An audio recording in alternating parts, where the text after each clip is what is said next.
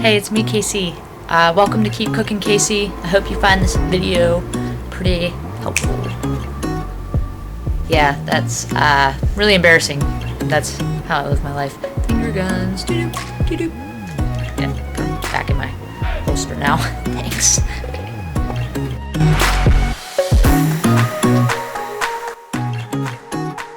Hey, so today we're making hamburger helper. It's homemade. It's not the stuff that you buy in a bag at the store, which is gross.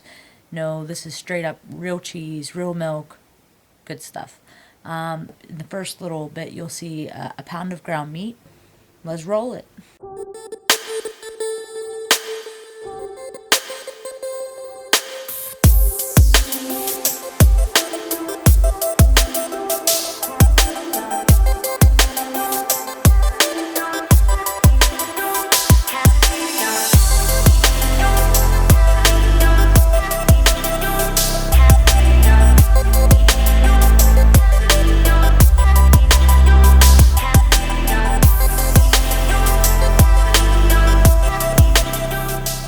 So after you put on the onion powder, the garlic powder, the salt, the pepper, start browning your meat and kind of like crumbling it almost like you would with taco meat. My rule of thumb is if the top side of the meat is covered with onion powder, garlic, salt, and pepper, we're good.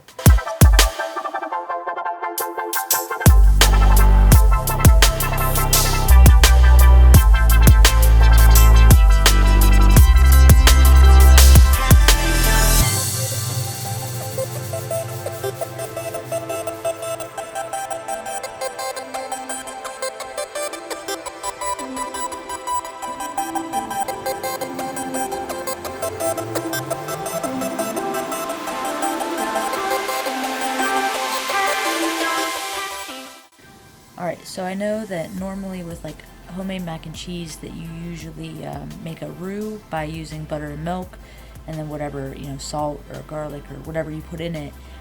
So with this though, you're going to add your butter and your milk at the end, and what it does is it makes your cheese that's already melted a little bit more creamy.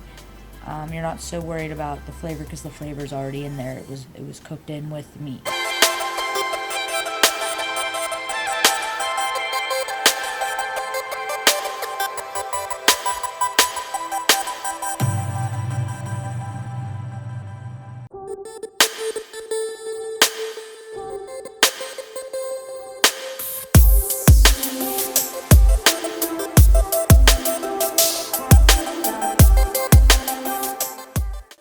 When we pour it into the bigger pot where the macaroni noodles is, just watch that lava-y cheese just goose in there. Oh my gosh, I want to whoo.